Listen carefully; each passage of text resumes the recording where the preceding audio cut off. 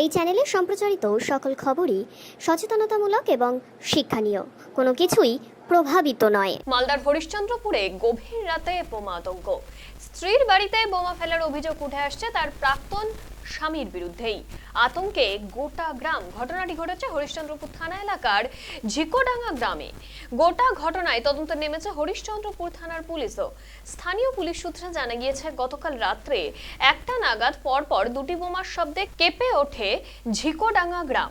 ওই গ্রামের বাসিন্দা হালিমা পারভিন এর বছর 10 আগে বিয়ে হয়েছিল পার্শ্ববর্তী গ্রাম রহমতপুরের রহিম আলীর সঙ্গেই। এরপর 2 বছর আগে তাদের ডিভোর্স হয়ে যায়। তাদের 2 সন্তানও রয়েছে। বর্তমানে তারা রহিমের কাছে থাকে। অভিযোগ, ডিভোর্সের পর থেকেই রহিম আলীর তরফ থেকে হালিমাকে ক্রমাগত হুমকি দেওয়া হয়ে থাকে। ওই বোমা প্রথম বোমটা ফেলেছিল কিনা, তো সবাই জাগলো। জাগার পরে দেখছি যে ওখানে জান্নাতে দেখলাম আরো 2-3 জন ছিল, আমি ওকেই দেখতে পেলাম। কে সে? চিনতে, সে রহিমা আছে। হ্যাঁ, রহমতপুর আমি দেখেছি, ঠিক আছে। দেখার পরে তারপরে বোমটাতে পড়লো কিনা সবাই জেগে গেল।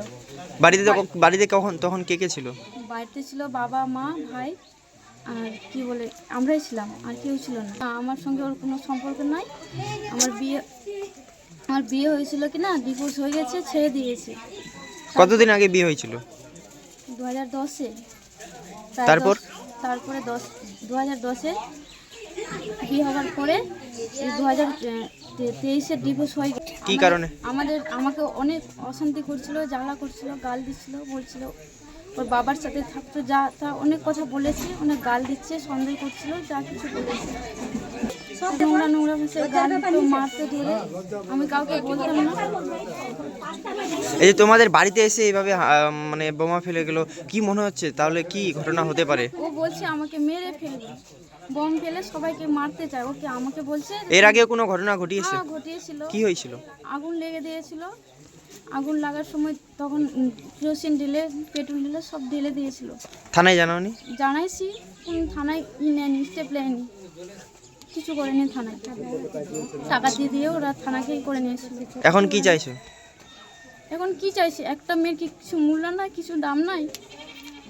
সব দিনে সাদা মেয়ে করবে, গাল দিবে, মার তো দিচ্ছিল, শব্দ করছিল, এখন আবার বলছে যে মেরে ফেলবো।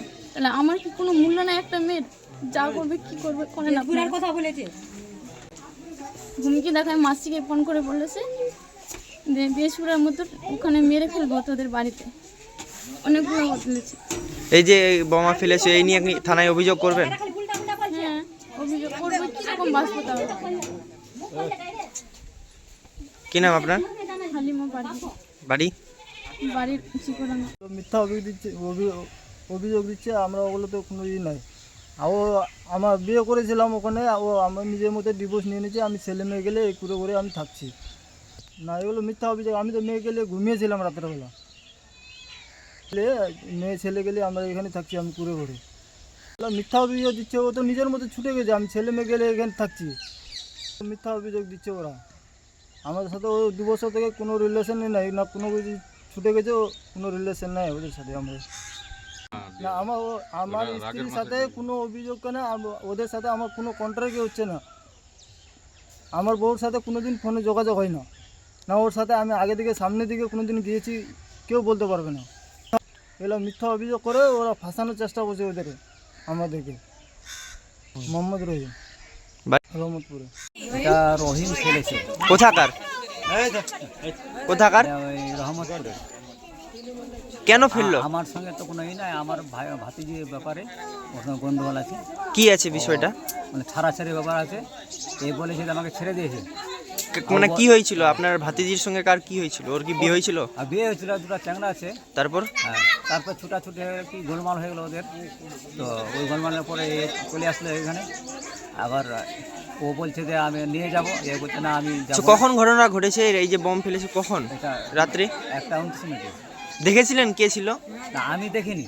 কে দেখেছে? না, আমি ওই যে আমার ভাতিজা দেখেছে। ওদিক থেকে বোমটা মেরেছে না, ওই স্কুলের দিক থেকে মেরেছে না। যখন বাড়িতে কে কে ছিল আপনার রাত্রে? আমরা ছিলাম, আমি ছিলাম, আমার ছেলে ছিল, আর একটা বোমা ছিল, আর একটা মেয়ে ছিল। কতটা আতঙ্কে আছেন? ভয় কতটা আছেন? ভয় ছিল অনেক। কি নাম আপনার?